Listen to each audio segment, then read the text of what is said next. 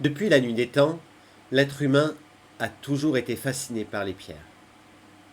Leur éclat, leur couleur, leur texture, mais surtout cette impression étrange qu'elles semblent vivantes. Certains auraient le pouvoir d'apaiser, d'attirer la chance ou même de guérir. Aujourd'hui, nous plongeons dans l'histoire fascinante de la lithothérapie, là où les mythes, la science et l'énergie se rencontrent.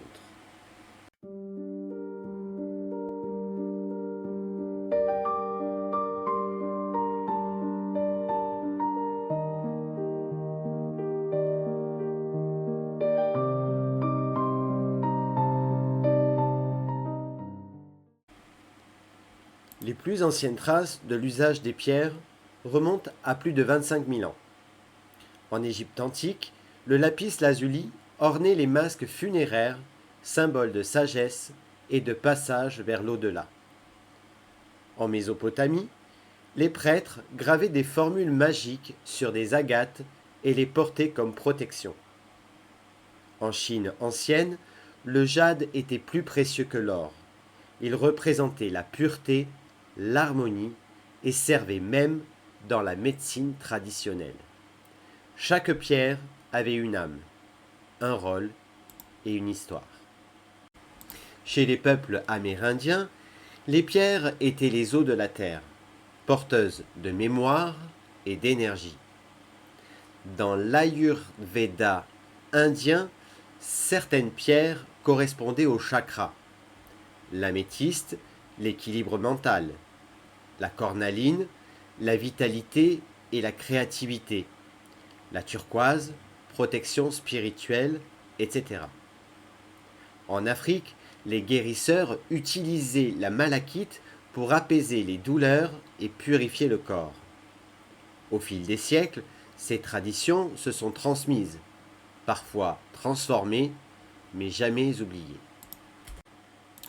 Au Moyen Âge, en Europe, les pierres étaient au cœur de la médecine. Des grimoires détaillaient leurs pouvoirs supposés. Le saphir contre le poison, l'émeraude pour la vue, le grenat pour le courage.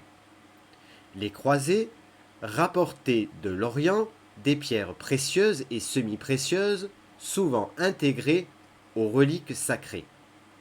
Les pierres n'étaient pas que des ornements, elles étaient vues comme un rempart contre l'invisible. Le mot lithothérapie apparaît au XXe siècle, issu du grec lithos, pierre, et thérapeia, soin. Aujourd'hui, elle s'inspire de toutes ces traditions anciennes. On utilise le quartz rose pour apaiser le cœur, la citrine pour attirer l'abondance ou la tourmaline noire pour éloigner les énergies négatives.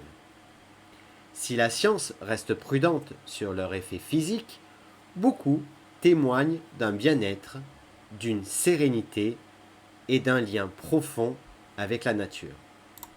Des mines anciennes aux boutiques modernes, les pierres ont traversé les âges, chargées d'histoire et de symboles. Qu'elles soient talismans, outils spirituels ou simples objets d'admiration, elles continuent de nous parler d'une langue ancienne que seul le cœur sait connaître. Et vous, quelle pierre vous choisirez? Dites-moi-le en commentaire et n'oubliez pas de liker, partager, vous abonner et on se retrouve le mois prochain pour une nouvelle source de mystère.